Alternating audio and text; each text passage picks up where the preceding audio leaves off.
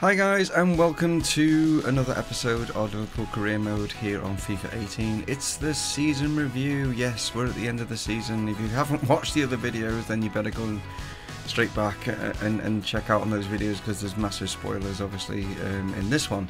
So go check those ones out, guys. Anyway, I want to thank all of you guys for a great season.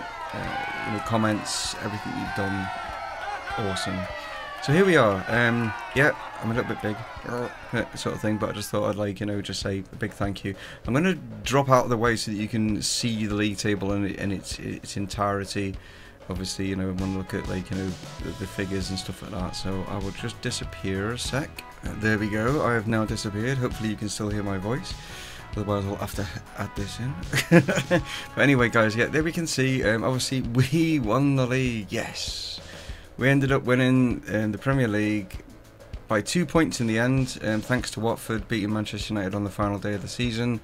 We came through, beating Brighton, and unfortunately by doing that, as you can see, Brighton are now relegated along with Huddersfield and along with Newcastle. Yes, there we go, Newcastle. Yeah, so Newcastle with 24 points, Huddersfield 27, Brighton just missing out there with 38.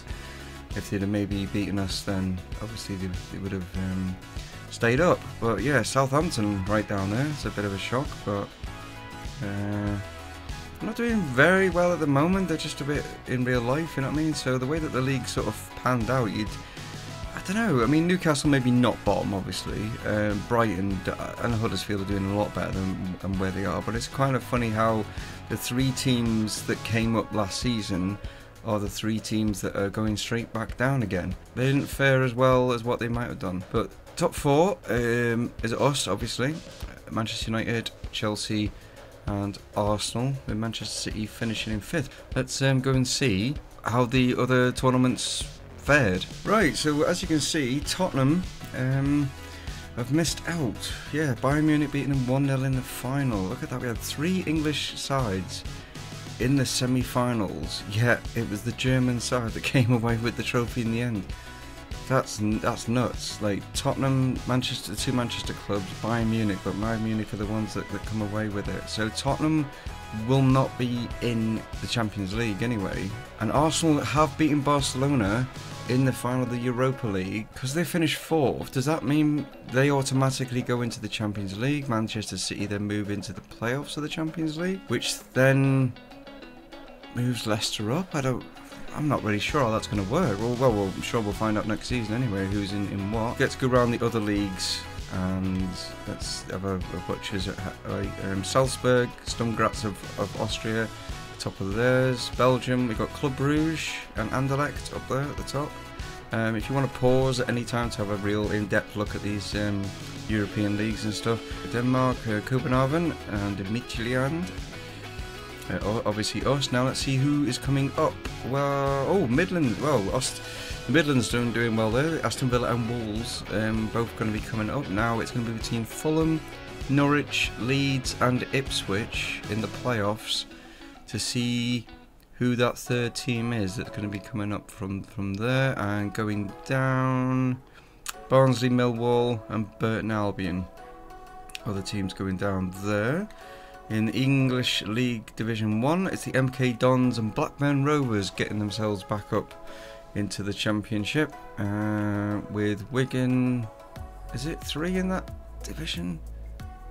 I know it's 3 in this league too. It might be 3 in this one as well. Has Wigan gone up as well? And then you've got Scunthorpe, Southend, Bradford and Charlton in the playoffs. At the bottom, Gillingham, Shrewsbury and Fleetwood Town. They're disappearing. League 2 is Luton, Notts County and Carlisle, with Coventry, Mansfield, Forest Green and Chesterfield fighting to get up there. Now where's Grimsby? 13th. Now the reason I ask, or should I say the reason I'm looking for Grimsby, that team is, I'm going to be managing them as well next season, and they're going to have like a road to glory kind of season. We're going to see how they get on. So it looks like I've got my work cut out because they finished like 13th, and if there was a like a non-league or whatever, then Stevenage and Accrington Stanley, who are they exactly? they'd be going down, but they're not. So, okay, on to France. It's PSG at the top. Oh, only on goal difference, though. Monaco took them to goal difference, but they were both teams are 20 points ahead of Olympique Marseille there, or Marseille in general, Olympique Marseille, with Lyon finishing in 4th. No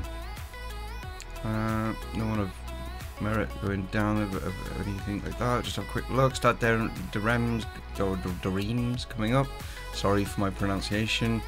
Germany, Bayern win by 3 points ahead of Dortmund, with Hoffenheim doing well to get 3rd. Leipzig, Mönchengladbach, they should be in the Champions League, I think. I think it's those 5, is it? From them. See, Pauli, Ingolstadt, you know, they're coming up. And also Germany, FIFA this year, have actually got League 3.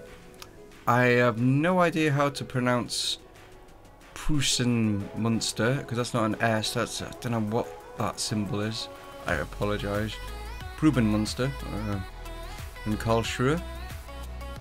They're the ones that are going to be changing there. In Italy, we have Juventus ahead. Quite clear, 6 points from Roma, with Lazio, Inter, and then AC Milan finishing 5th. And Spal and Crotone down there, with Palermo, Bari coming up. In Holland, we got the Ajax and the Ajax. No, just Ajax. The Ajax. What am I talking about? And PSV Eindhoven, with Feyenoord, Utrecht. Possible. I'm not sure how many teams go out of like the Dutch side into the Champions League. I think it's just the 2. Norway, Rosenborg, Strømsgodset. Sorry again, Strømsgodset. I do apologise. Poland, Lech Poznan and Lechia Gdansk. Portugal, FC Porto, Sporting, Benfica. Pretty much the same people, or same sides, I should say, that are up there. Not sure about. Oh, Russia. We missed that then. Go back. Lokomotiv. Oh, it's all. Look at that. All 3 Moscow sides, apart from. Oh, there's 4, isn't it? There's Dinamo that are down in 10th, but CSK, Spartak, and Lokomotiv all at the top there. So Moscow doing well. Scotland, Celtic, and Rangers are now starting to get back into their ways of challenging again, possibly for the title. It's a bit closer this time for Celtic. It's a shame Rangers, the way it happened, because just Celtic ran away with it. And Spain, Real Madrid win quite comprehensively ahead of Barcelona, with Atletico way off the pace in 3rd. So Real Madrid just ran away with that league totally. Down the bottom, Getafe and Girona, and who's coming up? Rayo Vallecano and Rayo Valladolid. Right, so is that... Oh no, we've got Malmo from Sweden, Basel and Sion from Switzerland. Oh, Turkey, missed that. Go back. Fenerbahce and Galatasaray, top of there. So they should be in the Champions League next season. So there we go, there's all the leagues and the cups and stuff like that. And I'm now going to move on to our actual squad itself. So we're going to go into the squad hub, and it's basically going to now go through like the players and stuff like that, of how well they've done throughout the season. I mean, obviously we've got Danny Ward out on loan at the moment at Middlesbrough, but he'll be coming back soon. So we'll go into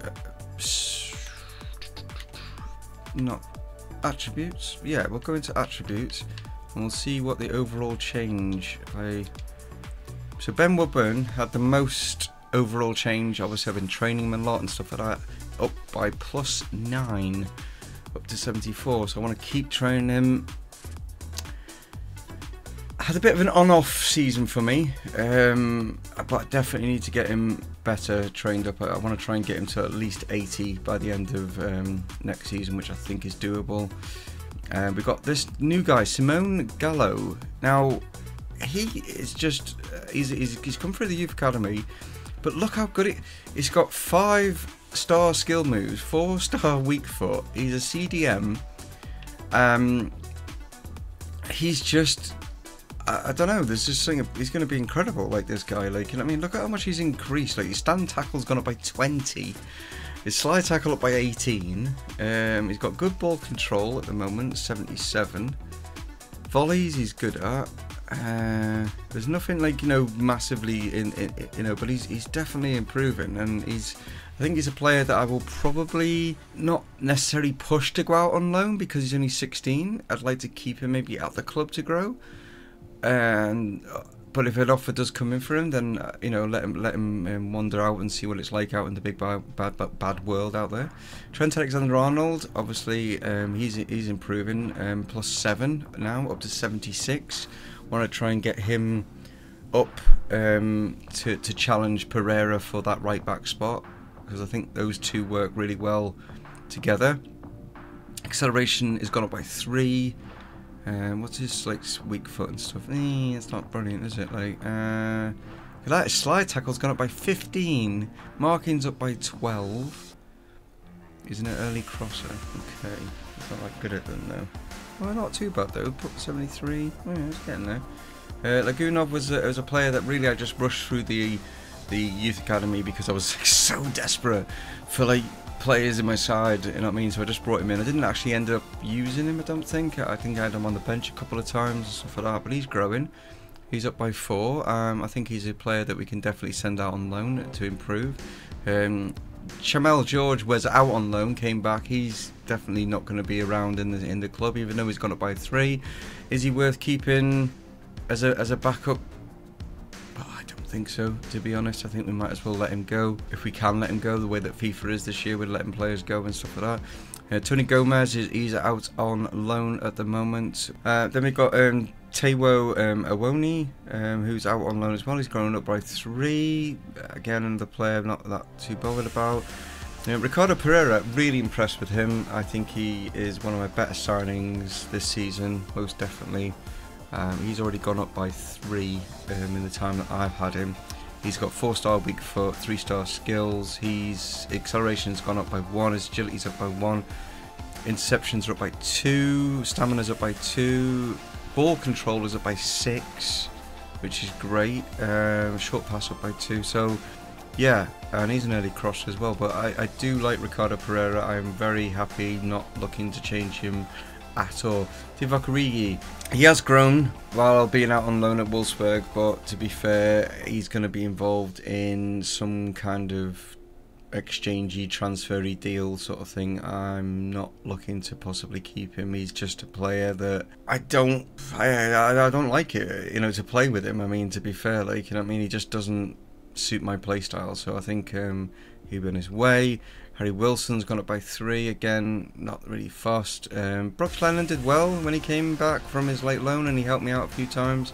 Did alright, grew by 3, so there's a possibility to keep him. Again, possibility to loan him out.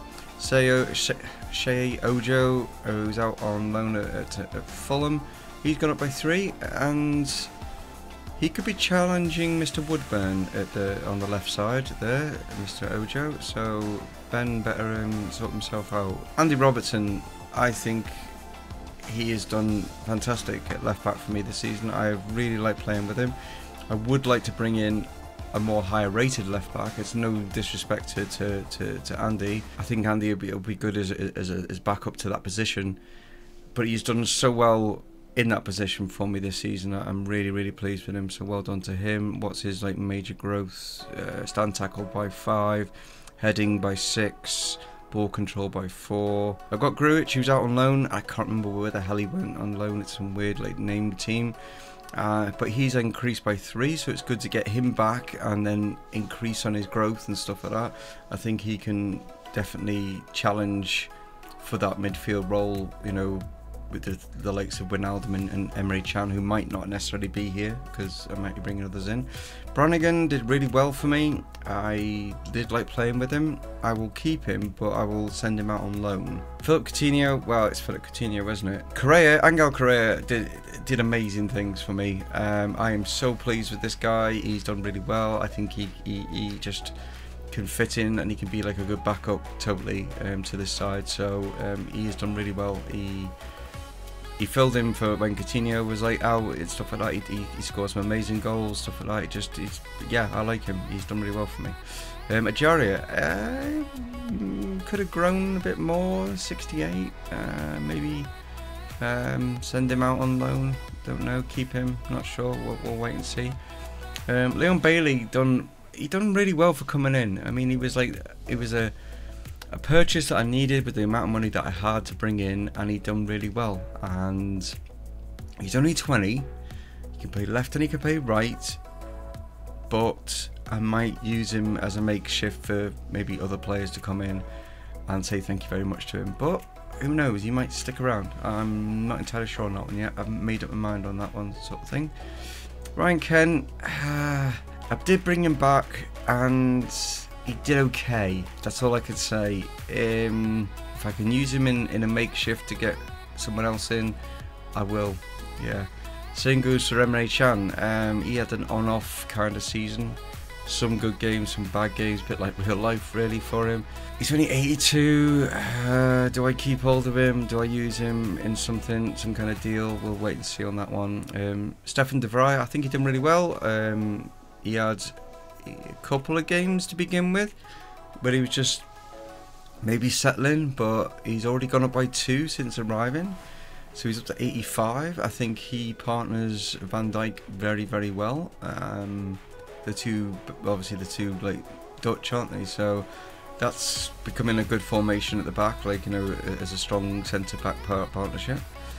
Joe Gomez done really well for me and will continue to do well for me. He's not going anywhere, to be fair. He's very happy, which is good to see. I can use him right across the back line as a backup completely.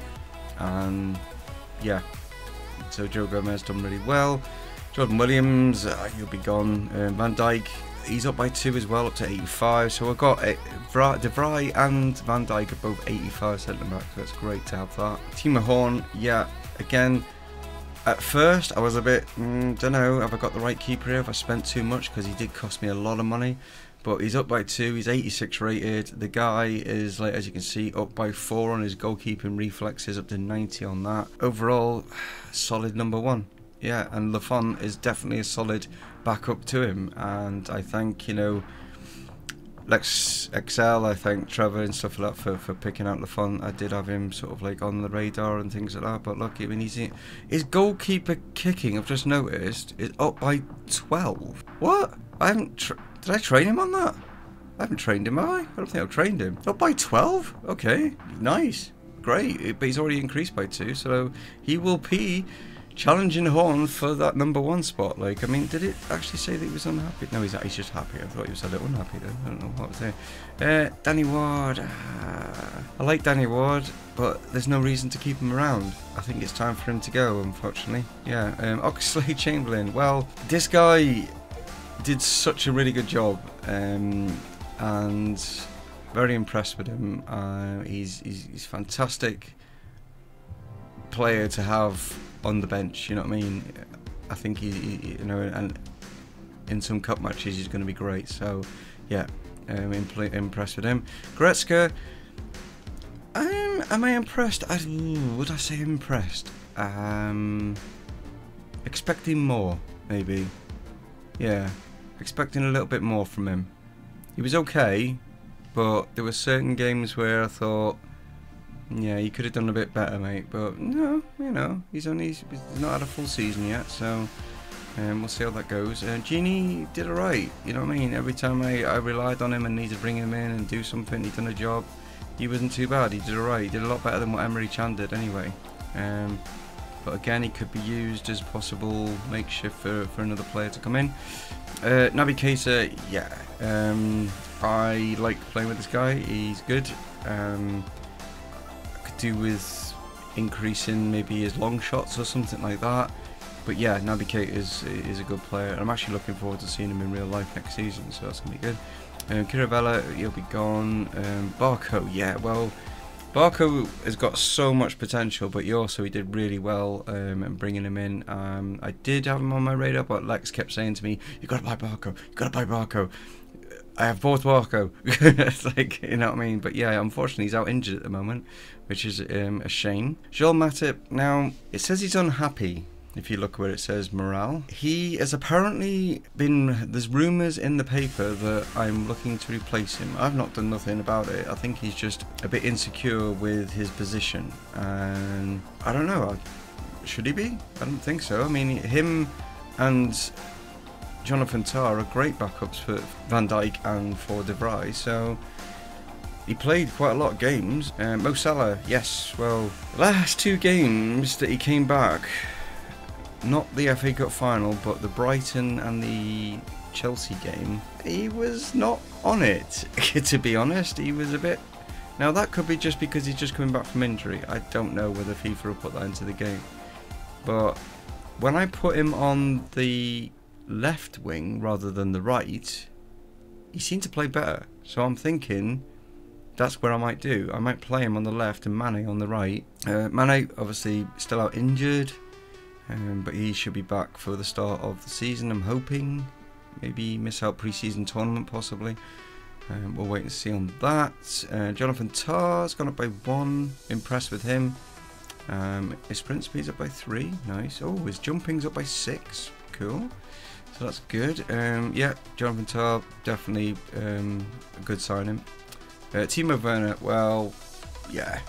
Good signing, most definitely. Scored how many goals? Well, we'll get into that in a minute. I'm not sure how many goals it was, but we'll definitely get into that. But yeah, his acceleration and sprint speed are both up by 2. His acceleration is 98.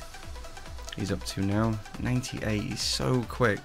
Fedor Smolov to finish off. Well, I know some of you said, don't know why, but this guy massively helped out with the trophies, especially in that game against Crystal Palace where we won 7-0, which was just nuts, and he scored a hat-trick, I think he did. Or did he score 4? Did he get 4 in that game? I think he might even got 4 in that game, trying to think about it, man. So let's go on to stats. So we'll go to goals. Who was our leading goal scorer? It was Phil Coutinho in the end, with 16 goals, 13 assists and 45 appearances.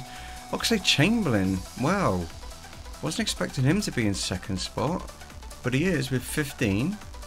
Well done. Timo Werner on 13.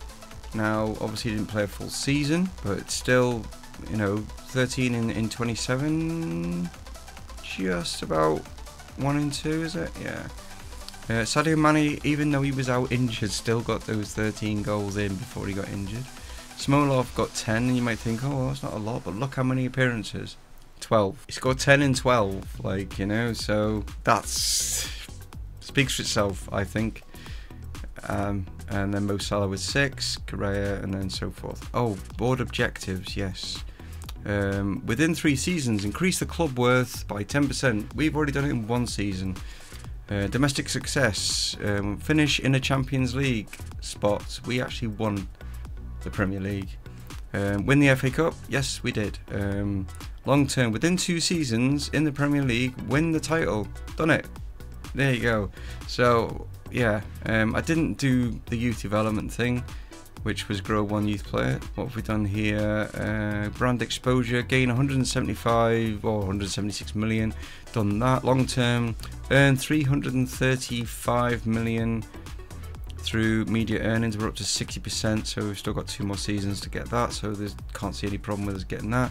And then continental success, we did fail. We were supposed to have reached the semi-finals. Unfortunately, we got knocked out in the round 16 by Sporting Lisbon, which was the weirdest game, or not the weirdest, but a very FIFA-y kind of game. What else did I need to check on? Player contract expiring. Prize money for the FA Cup was 2 million. Just saying thank you, nice work. And then we get 174 million, or 173 and a half for winning the Premier League. Now hopefully we'll get some of that for our transfers for next season. My shortlist of players that I possibly not going to bring them all in, but I'm looking at. Kai Havertz is a possibility. He can play right midfield, centre attack, and up front. Osimhen is a possible striker. Cousins, centre midfield. Baku, possible right back. Che Adams up front. Nicholas Kuhn, striker. Jadon Sancho, he can play left and right midfield. Gianluca Itta, left back. Diawara is possible. Zucchini possible. Again, these are all just players I've just sort of caught my eye that I've just like thrown on there. Upamecano, I'm sure you say it. Centre back at Leipzig. Inaki Williams. Now he is a player that I would really like to bring in. He's got a 49 million release clause. He's valued at 26. I reckon I could get him for around about 30 million. And if I used someone else in the deal, it would like massively reduce it. So someone that I didn't possibly need. Carlos Elena from Barcelona B, I would definitely like to bring him in. Pjanic would be one of those superstar signings that I would like to bring in, but again, it all depends on how much money we have. Trigueros is a good possible midfield player to possibly bring in. Christian Pulisic would be a player that I'd really like to bring in. He's got bags of potential, can play both sides. He's a possibility if I can't get Inaki Williams maybe. Gnabry was another one that I was looking at. Grimaldo as a left back, I was possibly thinking that he could be possibly my left back. Also, that I haven't put on the list and I need to put on the list is Danny Rose. I'm thinking of going for Danny Rose as well. So Grimaldo and Danny Rose are possible left backs. Max Meyer could maybe team him up with Timo Werner up front.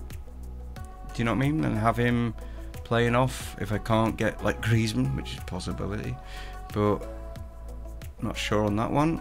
Alaba would be a big left back to bring in, but I don't know.